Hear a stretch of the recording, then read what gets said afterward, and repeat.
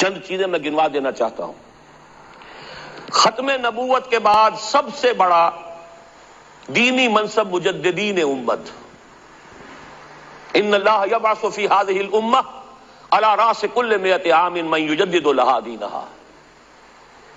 1000 برس تک سارے مجددین عالم عرب میں آئے اور 11ویں صدی سے شروع ہو گئے ہندوستان میں. مجدد الفسانی رحمت اللہ علیہ، شاہ ولی اللہ دہلوی رحمت اللہ علیہ، سید احمد بریلوی رحمت اللہ علیہ.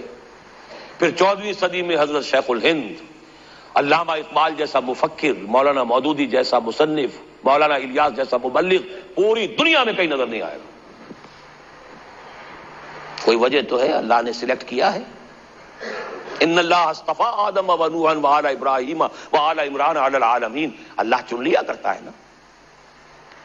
پھر خلافت ختم ہوئی تو تحریک صرف یہاں چلی، کہیں چلی. اور